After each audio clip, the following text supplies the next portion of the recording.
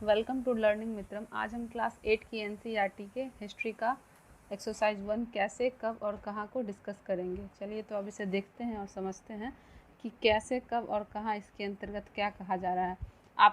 आपने यह तीनों शब्द सुना होगा, लेकिन इतिहास की पुस्तक में कैसे, कब और कहाँ का बहुत ही महत्वपूर्ण स्थान रखता है। जैसे कि चलिए हम इसे समझते हैं कि तारीखें कितनी महत्वपूर्ण होती है। एक वक्त था जब इतिहासकार तारीखों के जादू में ही खोए रहते थे।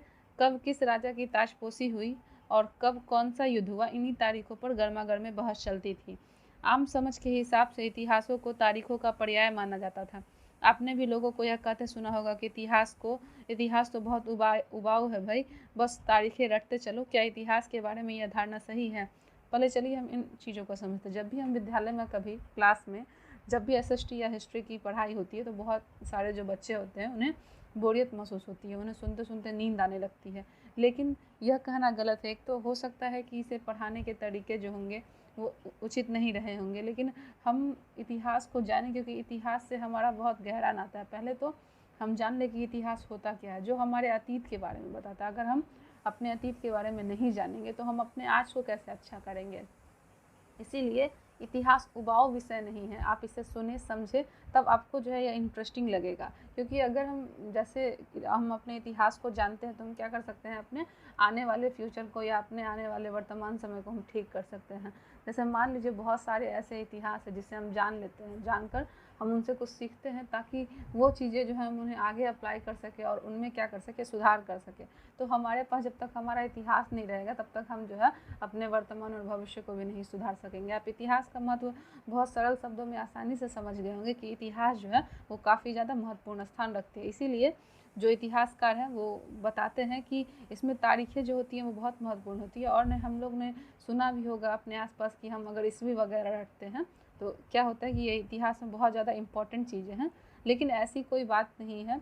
आप इतिहास को रुचिपूर्वक पढ़ सकते हैं, इन्हें समझें और इसे समझे कि यह हमारी ही कहानी है, हमारी ही स्टोरी है। तब आप इसे रुचिपूर्वक जो है वो अध्ययन कर पाएंगे और सुन सकेंगे। इसमें कोई शक नहीं है कि इतिहास अलग अलग समय पर आने वाले बदलावों के बारे में ही होता है। इसका संबंध इस बात से है कि अतीत में किस चीज़ें किस तरह की थी और उसमें क्या बदलाव आए। जैसे कि हमने अतीत और वर्तमान की तुलना करते हैं तो हम समय का जिक्र करने लगते हैं, हम पहले और बाद में की बात करने लगते हैं। जैसे कि आपने भी बहुत सारी चीज़ों को समझा होगा कि मान लीजिए अगर हम अपने इतिहास में आज देखने जाते हैं तो हमारे इतिहास में बहुत सारी चीज़ें नहीं थी हमारे पास, लेकिन उनको आगे बढ़ाने का स्रोत हमें इतिहास से ही मिलता है। अगर आप इतिहास के पन्नों में जाकर देखें या अपने पूर्वजों के इतिहास को जानने का प्रयत्न करें तो जो चीज़ें उस समय थी उससे ही विकसित होकर जो है हमारी वर्तमान समय में या भविष्य चीज़ों में वो चीज़ें बन सकी हैं। तो जब तक हम इतिहास को नहीं जान सकते तो हम अपने भविष्य और वर्तमान को भी नहीं ठीक कर सकते हैं। जैसे कि आप अपना ही अनुमान लगा लीजिए कि आप अगर अपने दोस्तों से बात करते होंगे तो अपने पहले की कहानी बताते होंगे और अभी की कहानी, जो बीता हुआ समय है वही चीज़ें क्या कहलाती हैं, इतिहास कहलाती हैं। जैसे कि मान लीजिए पहले जो है युद्ध बहुत ज़्यादा स्तर पे हुआ करते थे, बहुत ज़्यादा युद्ध होते थे कि दुनिया में हमें शक्तिशाली बनना है, उसके बाद जो है सबसे ज़्यादा जो है वो कौन सा विकसित देश है, इस तरीके की बातें। और विकसित देशों की होड़ में जो है सभी देश आपस में युद्ध किया करते थे। लेकिन अब वैसी घटना नहीं है। हमें इतिहास से ही जानने को मिलता है कि जैसे कि फर्स्ट वर्ल्ड वॉर और सेकेंड वर्ल्ड वॉर के बारे में आपने सुना होगा कि इन दोनों युद्धों से पूरे विश्व में काफ़ी ज़्यादा तबाही हुई। इसीलिए हम आज यह सीख ले सकते हैं कि हम आने वाले भविष्य में कभी युद्ध नहीं करेंगे। युद्ध जो है वो बहुत ही अच्छी चीज़ें नहीं होती हैं, उससे हम अपनी ही बर्बादी करते हैं। तो हमने यह जान लिया ना कि जो इतिहास में जो कुछ घट चुका है हम उसे क्या करेंगे, अपने वर्तमान या भविष्य में नहीं करेंगे। तो इतिहास हमें बहुत कुछ सिखाती है। अब चलिए आगे बढ़ते हैं। रोज़मर्रा की ज़िंदगी में हम अपने आसपास की चीज़ों पर हमेशा ऐतिहासिक सवाल नहीं उठाते, हम चीज़ों को स्वाभाविक मानकर चलते हैं। मानो तो कुछ हमें दिख रहा है वह हमेशा ही ऐसा हो रहा है, लेकिन हम सब अपने आमने सामने कभी अचंभे के क्षण में आते हैं तो कभी वह हम उत्सुक हो जाते हैं और ऐसे सवाल पूछते हैं जो वाकई इतिहास होते हैं। किसी व्यक्ति को सड़क के किनारे चाय के घूंट बढ़ते देख आप इस बात से हैरान हो सकते हैं कि चाय या कॉफ़ी पीने का चलन कब शुरू हुआ होगा। रेलगाड़ी की खिड़की से बाहर झांकते हुए आपके जहन में यह सवाल उठ सकता है कि रेलवे का निर्माण कब हुआ होगा। रेलगाड़ी से आने से पहले लोग दूर दूर की यात्रा किस तरह से कर पाते थे। सुबह सुबह अखबार पढ़ते हुए आप ये जान सकते हैं और उत्सुक हो सकते हैं कि जिस जमाने अखबार नहीं छपते थे उस समय लोगों को जानकारी कैसे मिलती थी।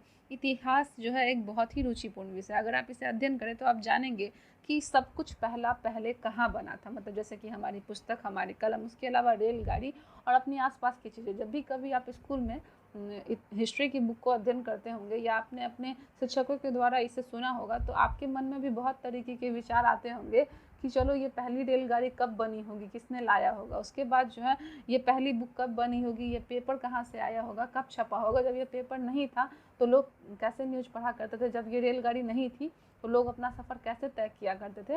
ये ऐसे बहुत सारे प्रश्न आपके भी मन में उठते होंगे और इनका हम जवाब ढूंढते होंगे। इन सारे चीज़ों का जवाब हमें अपने इतिहास से ही मिलता है। तो इतिहास जो है वो एक बहुत ही रुचिपूर्ण विषय है। चलिए हम आगे पढ़ते हैं। यहाँ गतिविधि एक दी गई है जिसमें चित्र एक को ध्यान से देखिए। यह चित्र किस प्रकार के उपनिवेशवाद का बोध कराती है। चलिए इसे हम समझते हैं और आगे की ओर बढ़ते हैं। यहाँ पे एक चित्र दिया गया है, पहले आप चित्र देख लें, उसके बाद हम इसे समझने का प्रयास करेंगे। जैसे कि यहाँ दिया गया है कि ब्राह्मण ब्रिटेनिया को शास्त्र भेंट कर रहा है, जिसमें कि जेम्स रेनल द्वारा तैयार किए गए पहले नक्शे का आवरण चित्र है। 1782 में रॉबर्ट क्लाइव ने रेनल को हिंदुस्तान के नक्शे तैयार करने का काम सौंपा था। भारत पर अंग्रेजों की विजय के समर्थक रेनल को वर्चस्व स्थापित करने की प्रक्रिया में नक्शे तैयार करना बहुत महत्वपूर्ण लगता था। इस तस्वीर में दिखाया गया है कि भारत के लोग स्वेच्छापूर्ण अपने प्राचीन पवित्र ग्रंथ ब्रिटिश सत्ता की प्रतीक ब्रिटेनिया को सौंप रहे हैं। मानो वे उसे भारतीय संस्कृति की रक्षा के लिए आग्रह कर रहे होंगे। जैसे कि यहाँ पे आप देख सकते हैं कि ये जो है एक ब्रिटेनिया का चित्र दिया है, जहाँ पे भारतीय लोग क्या कर रहे हैं, इसे अपने मैप को सौंप रहे हैं ताकि वो इसे देख कर समझ सके और ब्रिटिश साम्राज्य से जो है रक्षा कर सके भारतीयों की। जैसे कि आपने भी बहुत सारी चीज़ों के बारे में सुना होगा कि मान लीजिए अगर हम आपको बताते हैं कि पहली रेलवे जो है वो कहाँ से कहाँ तक चली थी, तो बम्बई से ठाणे से चली थी पहली रेलवे लाइन। और रेलवे लाइन को यहाँ लाने के संबंध में अगर कहा जाए तो वे भी अंग्रेज़ों के द्वारा ही यहाँ लाया गया। मतलब अंग्रेज़ हमारे यहाँ शासन तो किए ही, हमें लूटा ही, लेकिन इसके अलावा उन्होंने हमें बहुत सारी चीज़ें दी, हमें बहुत सारी कुछ को सिखाया भी। तो चलिए, जो भी कुछ चीज़ें होती हैं उसके दो स्वरूप होते हैं, एक अच्छे होते हैं और दूसरे क्या होते हैं, बुरे होते हैं। अब चलिए हम आगे की ओर बढ़ते हैं। ये सारे ऐतिहासिक सवाल हमें समय के बारे में सोचने के लिए प्रेरित कर देते हैं। समय को हमेशा साल या महीनों के पैमाने पर नहीं देखा जा सकता। कई बार प्रक्रियाओं के लिए ऐसी कोई तारीख तय करना वाकई गलत होता है जो एक लंबे समय तक चलती रही।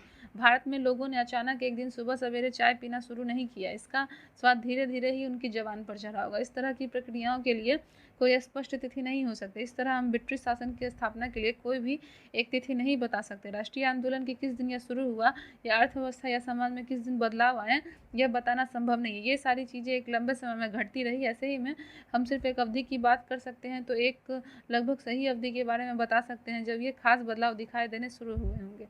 चलिए हम इस ऐतिहासिक सवाल के बारे में हम सोचें और इसे क्या प्रेरित हो सकता है उस बारे में हम अध्ययन करें। जैसे मान लीजिए कि हमारे यहाँ अंग्रेजों ने 100 वर्षों से अधिक समय तक शासन किया, तो ये जो उसकी योजना रही होगी भारत पर आक्रमण करने की, इसने उसे पहले से बनाया होगा। जैसे कि चलिए हम आपको एक एग्जांपल के थ्रू बताते हैं। जैसे जब यहाँ बहुत सारे व्यापारी डच पुर्तगाली व्यापार करने आया करते थे और यूरोप से बहुत सारे देश, तो उस समय अंग्रेज भी हमारे यहाँ आया करते थे। तो उन्होंने यहाँ देखा होगा, यहाँ की व्यवस्थाएँ देखी होंगी कि कैसी है, यहाँ के राजा के नियंत्रण को देखा होगा, तब वे तत्पश्चात इसे समझे होंगे कि हम क्या कर सकते हैं, इसे अपना उपनिवेश बना सकते हैं।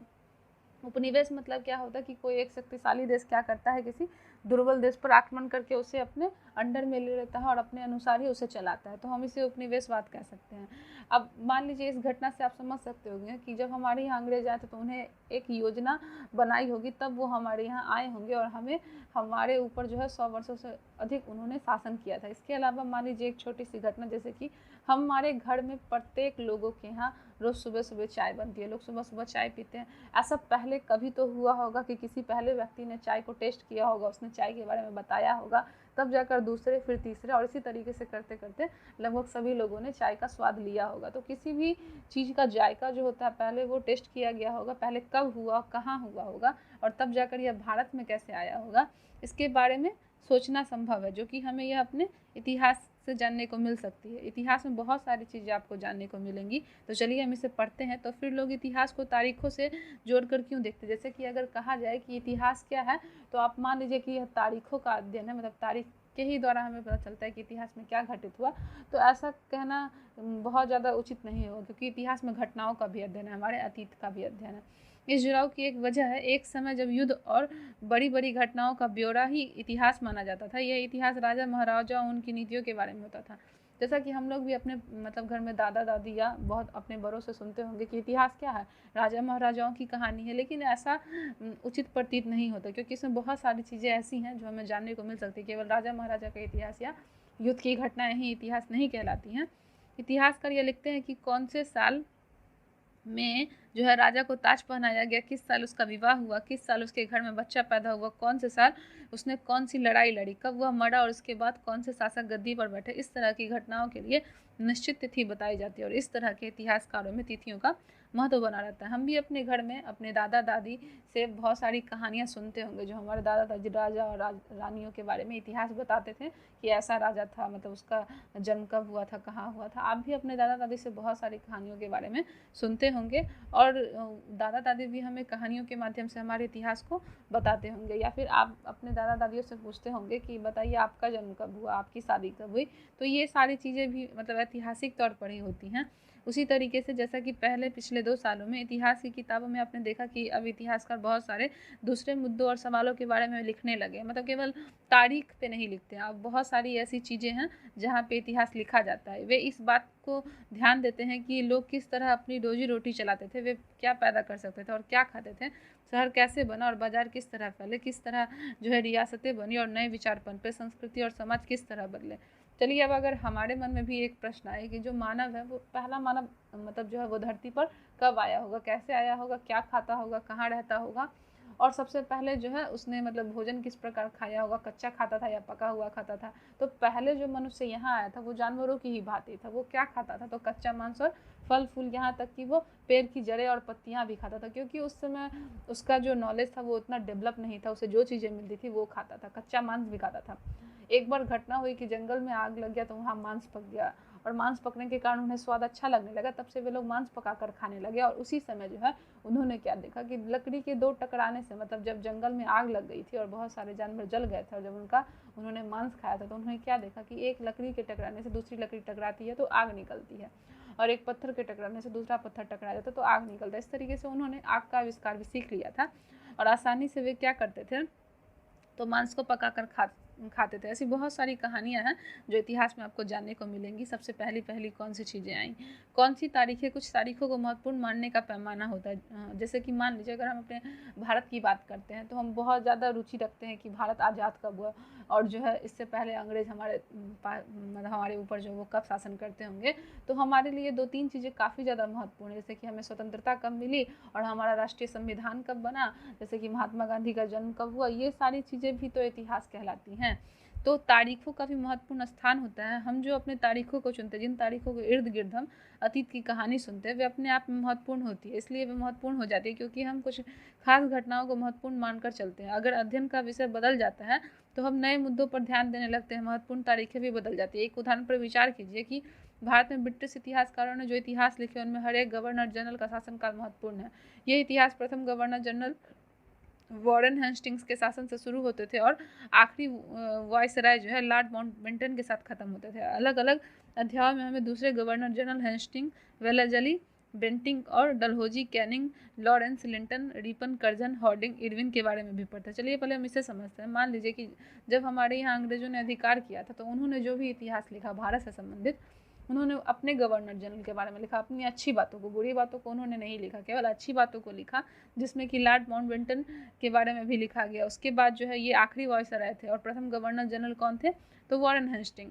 आपको ये क्वेश्चन पूछे जा सकते हैं कि भारत में गवर्नर जनरल जो थे उसमें पहले कौन थे, तो वॉरेन हेस्टिंग थे, और सबसे अंतिम कौन थे, तो लॉर्ड माउंटबेटन थे। इसके अलावा भी बहुत सारे ऐसे लोग हैं जैसे कि लॉर्ड डलहौजी वगैरह हो गया।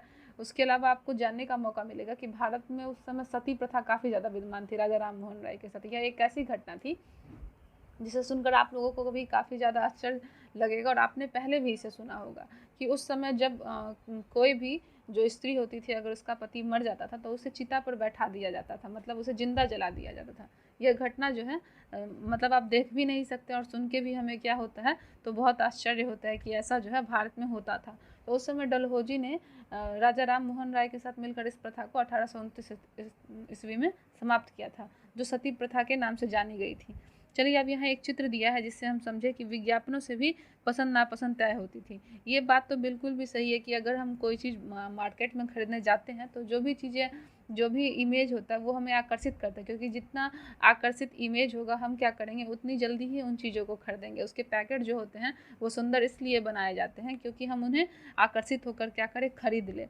चलिए यहाँ पे दिया गया कि पुराने विज्ञापन से हमें यह पता चलता है कि नए उत्पादन के लिए बाजार किस तरह तैयार हुआ और किस तरह जो है नई रुचियाँ चलन में। 1922 ईस्वी में लिप्टन चाय के लिए तैयार किया गया था। आपने लिप्टन चाय का नाम सुना भी होगा, जो कि 1922 में तैयार किया गया था। समझ लीजिए ये कितना पुराना हो सकता है। विज्ञापन इस बात की ओर संकेत करता है कि दुनिया भर में शाही लोगों की यह चाय पीते हैं और इस तस्वीर के पीछे की तरफ एक भारतीय महल दिखाई दे रहा है, जबकि अगले हिस्से में ब्रिटेन की रानी विक्टोरिया का तीसरा बेटा राजकुमार आर्थर जो है वो घोड़े पर बैठा हुआ है। राजकुमार आर्थर को ड्यूक ऑफ कनाट की पदवी दी गई थी। ये जो है आपको यहाँ पे एक चित्र दिख रहा होगा, जो कि ये किसका चित्र दिया हुआ है, तो ये आप लोगों को ब्रिटेन की रानी विक्टोरिया का तीसरा बेटा राजकुमार आर्थर का चित्र है। ऐसा इसलिए किया जाता था, मतलब इतनी प्रसिद्धि और जब पीछे बहुत सारे बैकग्राउंड बनाए जाते थे पैकेट के ऊपर, उस पर जैसे कि मान लीजिए कुछ राष्ट्रीय संस्थाओं के बारे में दिखाया जाता था, जो लोग प्रसिद्ध होते थे उनके बारे में दिखाया, ताकि लोग उन्हें देखकर आकर्षित हो सके और क्या कर सके, तो उनके पैकेटों को ज़्यादा पसंद किया जा सके, उनकी वस्तुओं को ज़्यादा खरीदा जा सके। अब चलिए आगे की ओर समझते हैं। इस इतिहास में गवर्नर जनरल और वायसराय का भी कभी ना खत्म होने वाला सिलसिला ही छाया रहा। इतिहास की इन किताबों में सारी तारीखों का महत्व इन अधिकारियों और उनके गतिविधि, नीतियों, उपलब्धों के आधार पर ही तय होता है।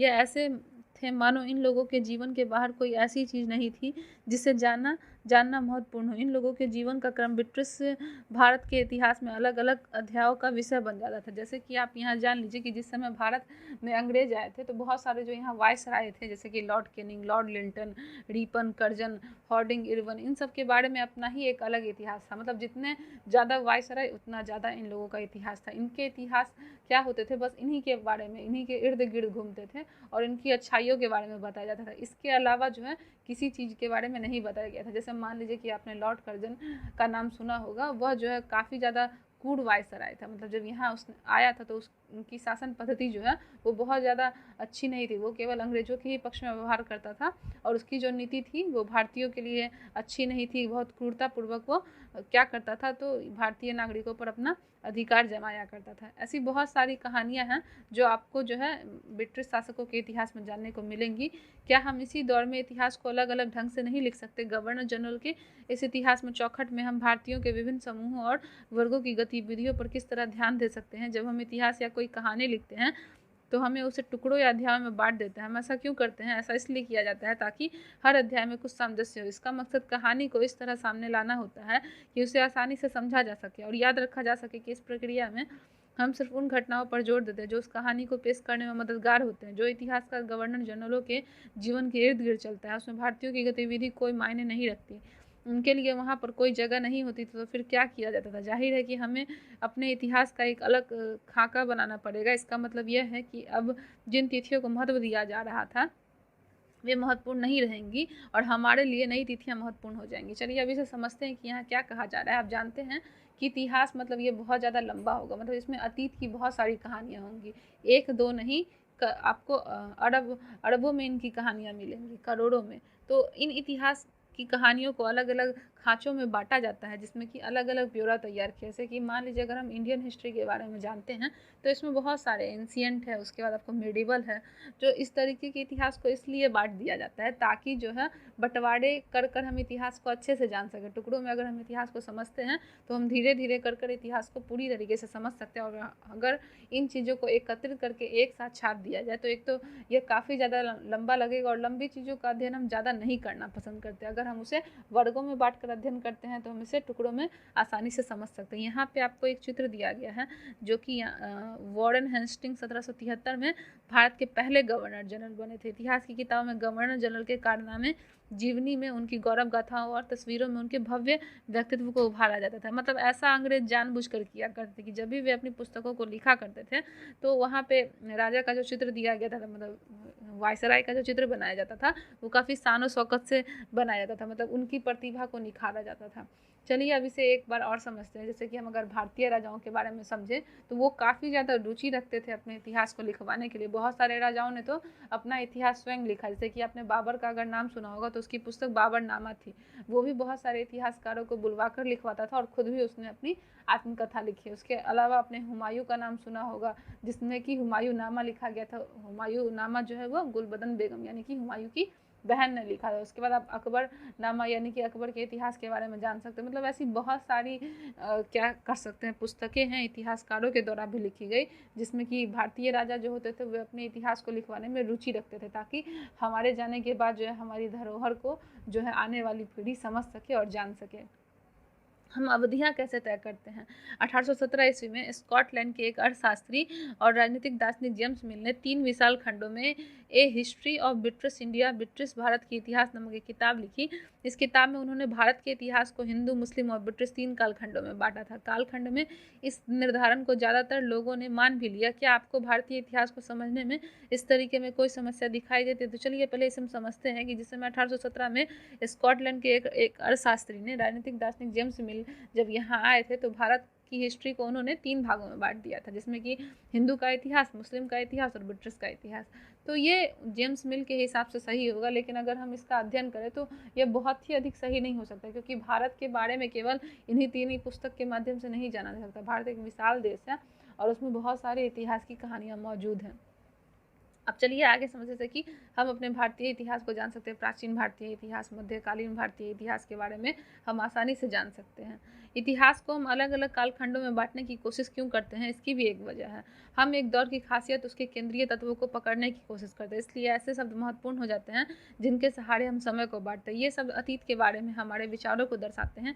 वे बताते हैं कि एक अवधि से दूसरी अवधि के बीच आए बदलावों का क्या महत्व है।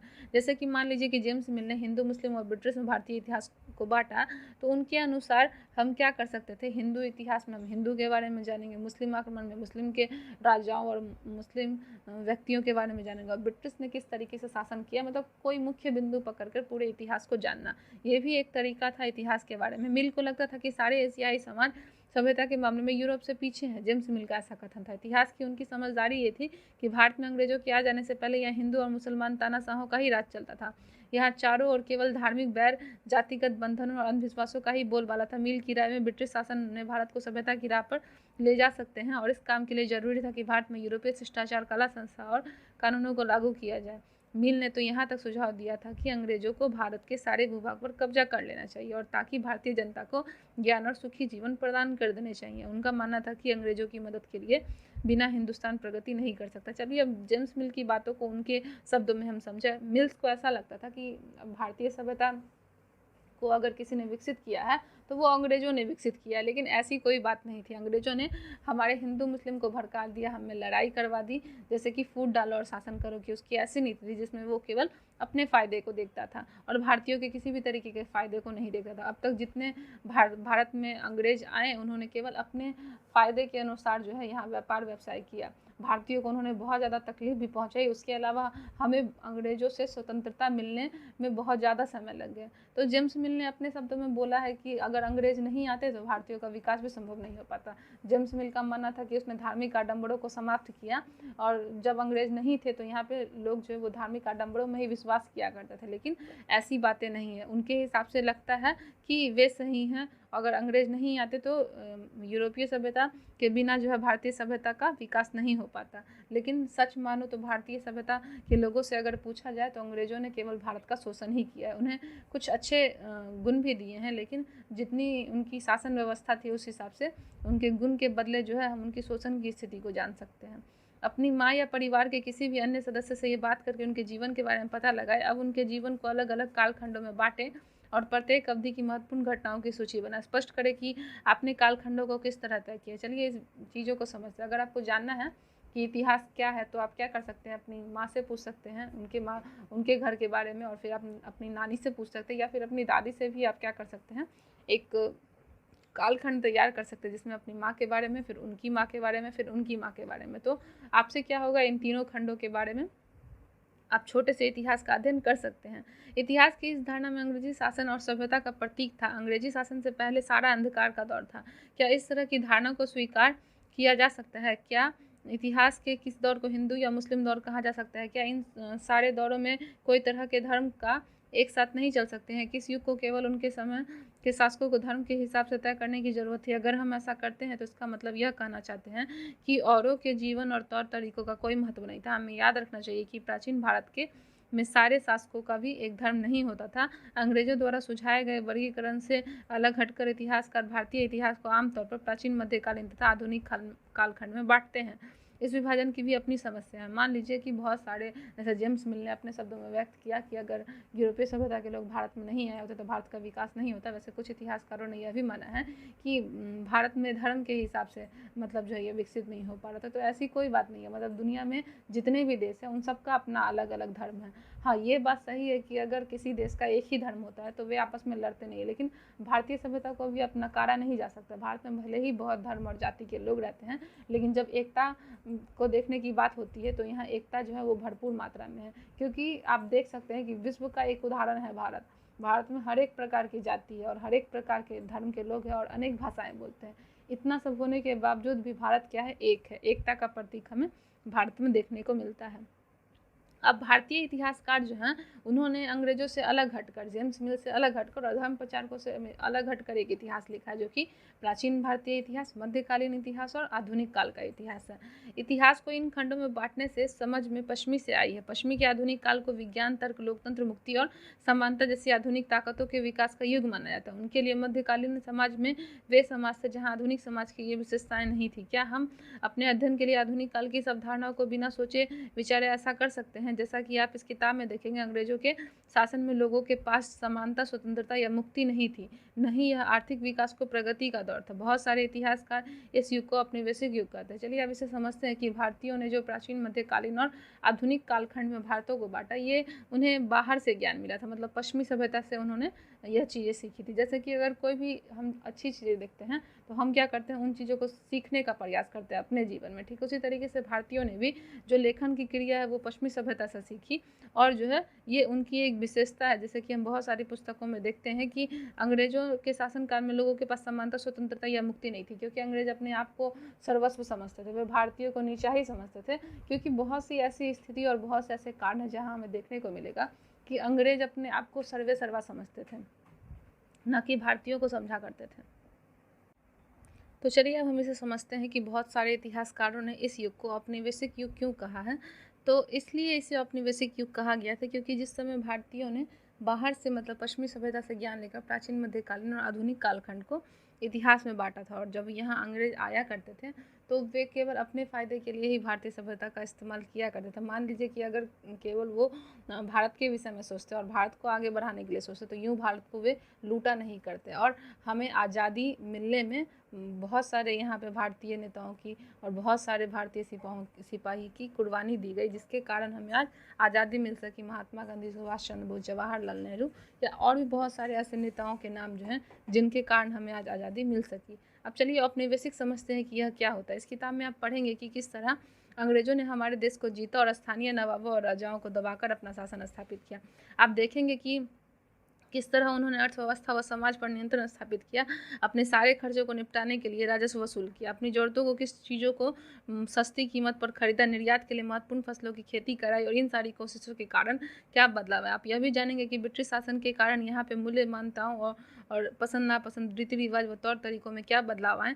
जब एक देश पर दूसरे देशों के दबदबे से इस तरह के राजनीतिक, आर्थिक और सामाजिक और सांस्कृतिक बदलाव आते हैं तो इस प्रक्रिया को औपनिवेशीकरण कहा जाता है। चलिए अब हम इसे समझते हैं बहुत ही सरल शब्दों में। जैसा कि आप यहाँ जानते हैं कि जिस समय अंग्रेज हमारे यहाँ आए थे तो वो एक योजना बनाकर आए थे, मतलब उन्होंने देखा था कि भारतीय राजाओं की स्थिति जो है वो बहुत अच्छी नहीं है और ये कुछ हद तक जो है आपस में लड़ते रहते हैं। तो यहाँ पे जब अंग्रेजों ने क्या किया, वैसे राजाओं को अपने संरक्षण में लिया जो भारतीय राजाओं के विरुद्ध थे। जैसे कि आपने सिराजुद्दौला की कहानी को सुना होगा, नहीं सुना है तो मैं आपको बता देती हूँ कि सिराजुद्दौला जो राजा था जिस समय मतलब अंग्रेज़ यहाँ घुसने का प्रयास कर रहे थे, तो उन्होंने मीर जाफ़र के जरिए जो है यहाँ पर घुसा। मीर जाफ़र से उसने संधि कर ली, एक संधि पत्र बनाया जिस पर हस्ताक्षर करवाया कि अगर सिराजुद्दौला को मारने में सहायता करता है मीर जाफ़र तो उसे राजा बना दिया जाएगा। तो मीर जाफ़र को उस समय राजा बना दिया गया और सिराजुद्दौला जिस समय युद्ध लड़ने गया, क्योंकि अंग्रेज़ों को पूरी तरीके से प्लान जो है वो मीर जाफ़र ने बता दिया था सिराजुद्दौला का। जब सिराजुद्दौला लड़ने गया था अंग्रेज़ों से तो उस समय वो हार भी गया और तत्पश्चात जो है मीर जाफ़र को केवल नाम का राजा बनाया गया और केवल वो कठपुतली सरकार कहलाई, क्योंकि उसके पीछे जो सरकारी षड्यंत्र था वो किसका था, अंग्रेज़ों का था। फिर मीर जाफ़र के साथ भी इसी तरीके का व्यवहार हुआ। जब वो अंग्रेज़ों के विरुद्ध गया तो मीर कासिम को बना दिया गया राजा। वो भी अंग्रेज़ों के हाथ की कठपुतली की सरकार ही थी। जिस तरीके से मीर जाफ़र से वादा किया गया उसी तरीके से मीर कासिम से भी। आपने क्या देखा कि अंग्रेज़ों के षड्यंत्रकारी होने के कारण जो है वो आसानी से यहाँ पर घुस सके और वे केवल अपने फ़ायदे के लिए यहाँ आए थे। जब तक वे यहाँ आए केवल उन्होंने क्या किया, तो भारतीयों को केवल लूटा ही। अपने सामानों को वे भारत से बाहर भेज देते हैं तो उस पर किसी भी तरीके की कर या चुंगी नहीं लगाते थे, लेकिन जब भारत कोई चीज़ आने वाली होती थी तो उस पर जो है वो कर और चुंगी लगा दिया करते थे। उसके बावजूद भारत में आपने नील खेती के बारे में सुना होगा कि नील खेती जो है वो भूमि को बंजर बना देती है, लेकिन उस समय नील की मांग पूरे विश्व में थी, पूरे यूरोप में थी, इसलिए अंग्रेज़ों ने अपने फ़ायदे के लिए यहाँ के किसानों को जबरन नील की खेती करवाया और यहाँ की भूमि के बारे में भी नहीं सोचा जो काफ़ी ज़्यादा बंजर हो चुकी थी। इस तरीके से बहुत सारी ऐसी कहानियाँ हैं जो हम जान सकते हैं कि केवल अंग्रेज़ों ने अपने फ़ायदों के लिए इस्तेमाल किया। उसके बाद यहाँ पे भारतीय सभ्यता में बहुत समय से लोगों ने प्रयास किया कि हमें आज़ादी मिल जाए। पहले महात्मा गांधी भी अंग्रेज़ों के ही पक्ष में थे। उनका मानना था कि अंग्रेज़ जो है वो हमें सुधार करने के लिए यहाँ आए हैं, मतलब हमें जो है अच्छे गुणों को वे हमें सिखाने आए हैं और अच्छी सभ्यता को बताने आए हैं। लेकिन उनके विश्वास पे भी यह पर्दा तब हट गया जब 1914 के प्रथम विश्व युद्ध में अंग्रेज़ों ने वादा किया था कि वे अगर भारतीय जो है अंग्रेज़ों का साथ देते इस विश्व युद्ध में तो क्या किया जाएगा, भारतीयों को स्वतंत्रता दे दी जाएगी। लेकिन अंग्रेज़ जो है अपने किए गए वादे से पीछे हट गए और भारतीयों को आज़ादी भी नहीं दी गई। भारतीय जो समझते थे कि अगर हम क्या करेंगे, समुद्र के उस पार जाएंगे तो यह हमारे लिए पाप होगा, लेकिन स्वतंत्रता के चलते उन्होंने समुद्र को पार करना भी उचित समझा, लड़े भी और वे मरे भी, शहीद भी हो गए, लेकिन उन्हें तत्पश्चात जो है आज़ादी नहीं मिली। तब जाकर महात्मा गांधी को अंग्रेज़ों की नीति समझ में आ गई और उन्होंने तब इंग्लैंड का साथ छोड़ दिया और ब्रिटिश नेताओं का भी। तत्पश्चात उन्होंने भारतीय स्वतंत्रता के लिए काफ़ी ज़्यादा प्रयास किया और भारतीयों को एकत्रित किया, राष्ट्रवादी भावना को जागृत किया, अपने राष्ट्र के प्रति प्रेम को बढ़ाया और जो है हमें 1947 में आज़ादी जो है भारतीय नेताओं और महात्मा गांधी के कारण जो है हमें मिल सकी। अंग्रेज़ जो है यहाँ से चले गए बिना किसी हथियार को उठाए हुए। ऐसी बहुत सारी घटनाएं हैं जो आप जानेंगे आगे, लेकिन जल्द ही आप समझ जाएंगे कि सारे वर्ग और समूह इन बदलावों को एक ही ढंग से अनुभव नहीं कर सकते थे। इसलिए इस किताब को हमारे अतीत यानी कि अतीतों पर केंद्रित किया गया है। हम किस तरह जानते हैं भारतीय इतिहास के पिछले 250 साल का इतिहास लिखने के लिए इतिहासकार कौन से स्रोतों का इस्तेमाल करते हैं। आप स्रोत जान लीजिए कि स्रोत क्या होते हैं। जैसे कि मान लीजिए कि हमें हड़प्पा सभ्यता के बारे में जानना है तो हमें एक तो जानने के लिए सबसे पहले वहाँ जिस जगह पे यह स्थल थी उसकी खुदाई भी करनी पड़ी, उसके वो वहाँ से हमें सिक्के प्राप्त हुए, वहाँ से हमें भवन के टुकड़े प्राप्त हुए। उसके अलावा जो है बहुत सारी ऐसी चीज़ें जिन्हें हम देख कर जान सकते हैं कि वास्तव में ये चीज़ें थीं। तो स्रोत हम उन्हें कहते हैं जो हमें इतिहास लिखने में, इतिहास को जानने में सहायता पहुंचाती है। उसके बाद प्रशासन अभिलेख कैसे तैयार करता है। अंग्रेजी शासन द्वारा तैयार किए गए सरकारी रिकॉर्ड इतिहासकारों का एक महत्वपूर्ण साधन होते हैं। अंग्रेजों की यह मान्यता थी कि किसी चीज़ों को लिखना बहुत महत्वपूर्ण होता है, उसके लिए निर्देश, हर योजना, नीतिगत फैसले, सहमति, जाँच को साफ साफ लिखना जरूरी था। ऐसा करने के लिए चीज़ों का अच्छी तरह अध्ययन किया जा सकता था और उन पर वाद विवाद किया जा सकता था। इस तरह समझदारी के चलते ज्ञापन, टिप्पणी और प्रतिवेदन पर आधारित शासन की संस्कृति पैदा हुई। अंग्रेजों को यह भी लगता था कि तमाम अहम दस्तावेजों और पत्रों को संभाल कर रखना जरूरी, लिहाजा उन्होंने सभी शासकीय संस्थाओं में अभिलेख कक्ष बनवा दिए। तहसील के दफ्तर, कलेक्टर, कमिश्नर दफ्तर, प्रांतीय सचिवालय, कचहरी, सबके अपने रिकॉर्ड रूम होते थे। महत्वपूर्ण दस्तावेजों को बचाकर रखने के लिए अभिलेखागार, आर्काइव और संग्रहालय जैसे संस्थान भी बनाए गए। 19वीं सदी की शुरुआत में प्रशासन की एक शाखा ने दूसरी शाखा के पास भेजे गए पत्रों और ज्ञापनों को आज भी अभिलेखागारों में आप देख सकते हैं और वहाँ पर जिला अधिकारियों द्वारा तैयार किए गए नोट्स और रिपोर्ट पढ़ सकते हैं या ऊपर बैठे अफसरों द्वारा प्रांतीय अधिकारी को भेजे गए निर्देश और सुझाव दे सकते हैं।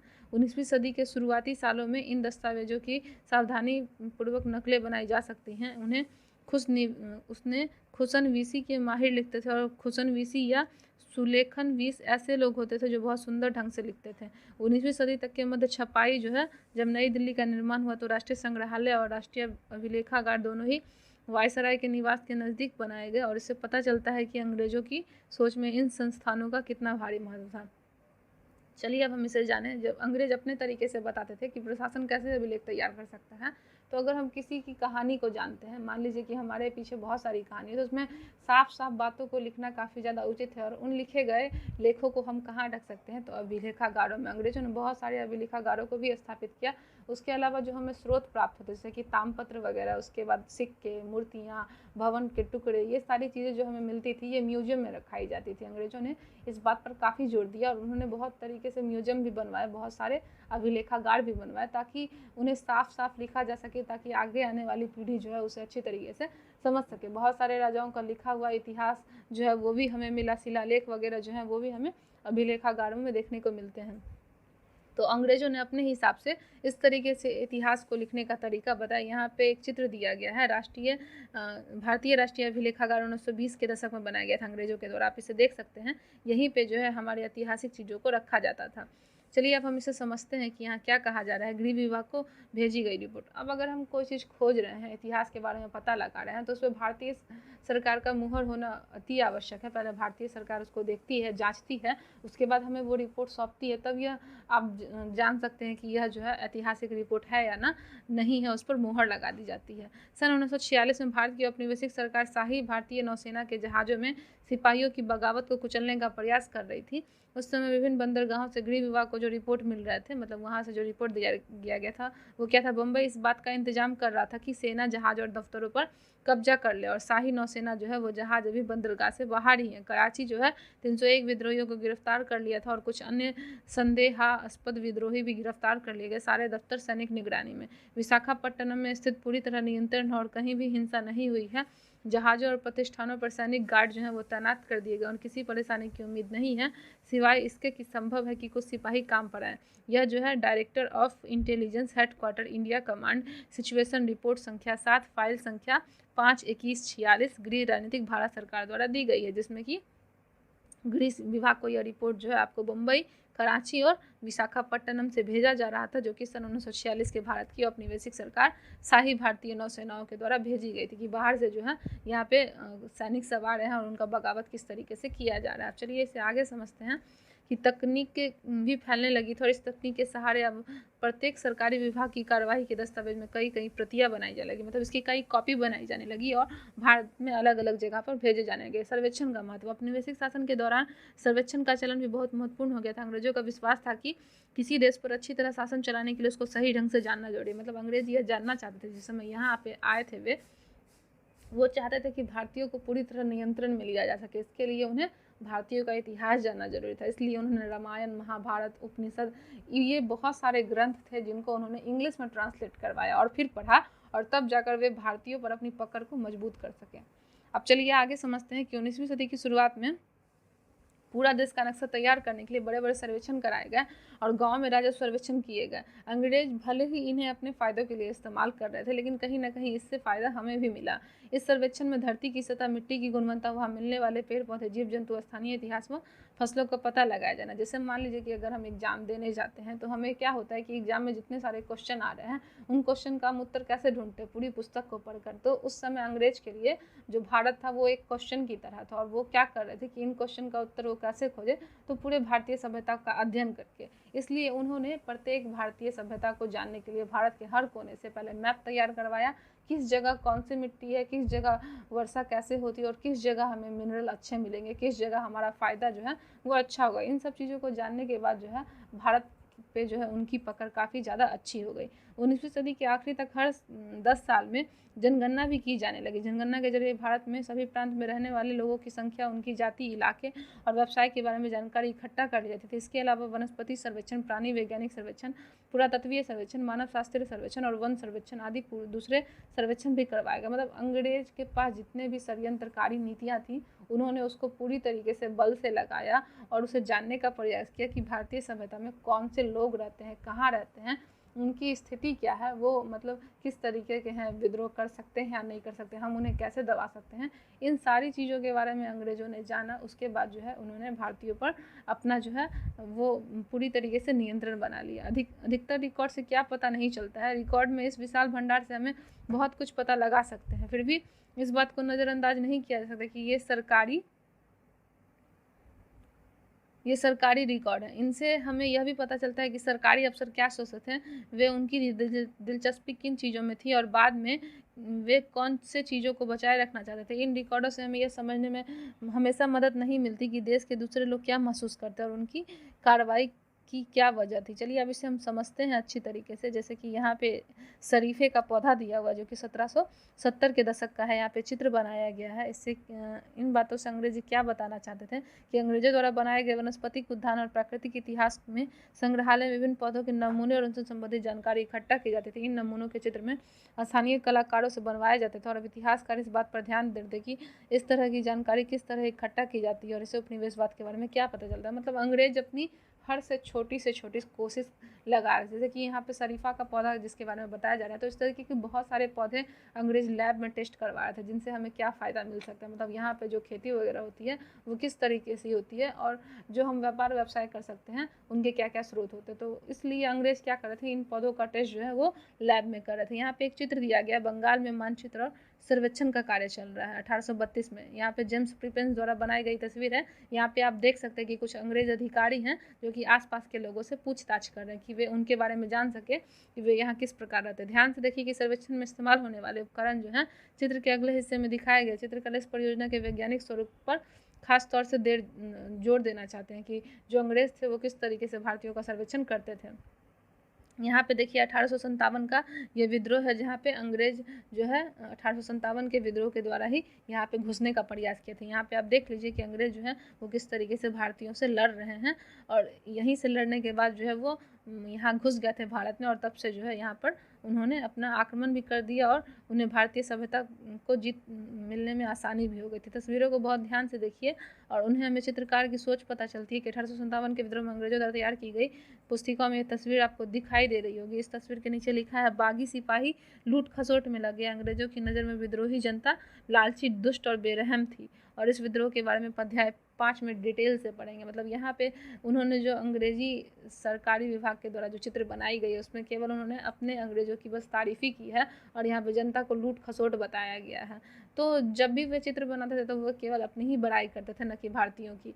यहाँ पे देखिए, इंसानों के खाने लायक नहीं। यहाँ पे क्या लिखा गया कि अखबारों से देश के विभिन्न भागों में चल रहे आंदोलन का पता चलता है कि यहाँ 1946 में पुलिस की एक हड़ताल की खबर दी गई, जहाँ पे दिल्ली में 2000 से ज़्यादा पुलिस वालों ने बृहस्पतिवार को सवेरे अपने काम, वेतन और पुलिस लाइसेंस बावर्ची खाने से आने वाले घटिया भोजन के खिलाफ खाने से इनकार कर दिया। इससे यह खबर दूसरे पुलिस थाना में पहुंची, वहां भी पुलिस वालों ने खाने से इनकार कर दिया और एक हड़ताली का कहना है कि पुलिस लाइसेंस की रसोई से हमारे लिए जो खाना आता था वो कोई इंसान नहीं खा सकता था। हम जो चपाती और दाल खानी पड़ती थी उसे जानवर तक नहीं खा सकते। यह हिंदुस्तान टाइम्स जो है 22 मार्च 1946 की एक घटना है जिसे कि न्यूज़पेपर में छापा गया है कि यहाँ पे जो है पुलिस वालों ने यह बताया है कि उनके लिए वैसा खाना आता था जो जानवरों के खाने लायक भी नहीं होता था। अब चलिए आगे बढ़ते हैं। रिकॉर्ड से हमें बहुत सारी चीज़ें जानने को मिलता है। इस बात को जानने के लिए हमें कहीं और देखना होगा कि जब हम ऐसे दूसरे स्रोतों की तलाश में निकलते हैं तो उनकी भी कोई कमी नहीं रहती, लेकिन सरकारी रिकॉर्ड के मुकाबले उन्हें ढूंढना जरा मुश्किल साबित होता है। इस लिहाज से लोगों की डायरियाँ, तीर्थ यात्राओं और यात्रियों के संस्मरण महत्वपूर्ण, लोगों की आत्मकथाएं और स्थानीय बाजारों में बिकने वाली लोकप्रिय पुस्तिकाएं महत्वपूर्ण है। जैसे जैसे छपाई की तकनीकी फैली, अखबार छपने लगे और विभिन्न मुद्दों पर जनता में बहस होने लगी, नेताओं और सुधारकों ने अपने विचारों को फैलाने के लिए लिखा, कवियों और उपन्यासकारों ने भी अपनी भावनाओं को व्यक्त करने का प्रयास किया। लेकिन ये सारे स्रोत उन लोगों ने रचे जो पढ़ना लिखना जानते थे। इनमें हम यह पता नहीं लगा सकते हैं कि आदिवासी और किसान, खादानों में काम करने वाले मजदूर या सड़कों पर ज़िंदगी गुजारने वाले गरीब किस तरह के अनुभव से गुजर रहे थे। अगर हम थोड़ी सी और कोशिश करें तो हमें इस बारे में भी जान सकते हैं कि जैसे जैसे आप किताब में आगे बढ़ेंगे आपको यह बातें समझ में आने लगेंगी। जैसा कि इसके अंतर्गत कहा जा रहा है कि जब यहाँ पे न्यूज़पेपर वगैरह नहीं छपा था तो लोग कैसे अपने विचारों को व्यक्त करते होंगे। जब अंग्रेज यहाँ आए थे तो उन्होंने न्यूज़पेपर वगैरह छापने को भी काफ़ी ज़्यादा जोर दिया। जब न्यूज़पेपर छपने लगे तो हमें आसपास की घटनाओं के बारे में जानने का मौका मिला। उसके अलावा जो है और भी बहुत सारी चीज़, जैसे कि जो लोग कविता वगैरह लिखते थे उनकी कविता को जानने का मौका मिला। ये जो अखबार छपते थे उनमें जो मतलब न्यूज़ वगैरह आते थे वो पढ़े लिखे लोग ही डालते थे। उसके अलावा आत्मकथा वगैरह, आपको यह जानकर आश्चर्य होगा कि जो भारतीयों को स्वतंत्रता मिली उसमें न्यूज़पेपर का भी बहुत बड़ा योगदान था, क्योंकि यहाँ पे जो भारतीय न्यूज़पेपर थे उनमें अंग्रेज़ों के बारे में भी बहुत तरीके की बात छापी जाती थी कि वो किस तरीके से भारतीयों का शोषण किया करते हैं। लेकिन कुछ समय बाद जो अंग्रेज़ों ने बहुत सारे न्यूज़पेपर पर प्रतिबंध लगा दिया, और जो लोग ऐसी न्यूज़ लिखा करते थे उनको जेल में डाल दिया जाता था, कि अंग्रेज़ किसी भी तरीके से यह नहीं चाह रहे थे कि भारतीय उनके खिलाफ विद्रोह करें और उन्हें कभी भी स्वतंत्रता मिल सके। यहाँ पे गतिविधि स्रोत 1 और 2 को देखें। क्या आपको प्रतिवेदनों के स्वरूप में कोई फ़र्क दिख रहा है? बताएं कि आपको क्या फ़र्क दिख रहा है। आप इस पर खुद सोचें और हमें कमेंट बॉक्स में बताएं कि यहाँ पे स्रोत 1 और स्रोत 2 से हमें क्या पता चल रहा है। मतलब यहाँ जैसे कि स्रोत 2 है, यहाँ पेपर के न्यूज़ का कटिंग दिया गया है। उसके बाद स्रोत 1 जो है, जैसा कि ऊपर हमने जाना था अभिलेख के बारे में यहाँ पे बताया जा रहा था, यहाँ पे स्रोत 1 है। इन दोनों में क्या अंतर है आप भी सोचें कि स्रोत 2 जो है उसमें एक घटना दी गई है पुलिस वालों के बारे, जहाँ पे उन्हें कैसा खाना दिया जा रहा था, और स्रोत 1 जो है उसमें आपको दिया गया था कि जिस समय भारतीय जलपोतों पर बगावत हो रही थी सिपाहियों की, तो अलग अलग जगहों से कैसे गृह विभाग को नोटिस भेजी गई थी। चलिए, तो अब हम इस अध्याय को समाप्त करते हैं, और समाप्त करते हुए नेक्स्ट वीडियो में मिलते हैं। अगर आपको यह वीडियो अच्छा लगा हो तो लाइक, कमेंट, सब्सक्राइब और अपने दोस्तों में इसे ज़रूर शेयर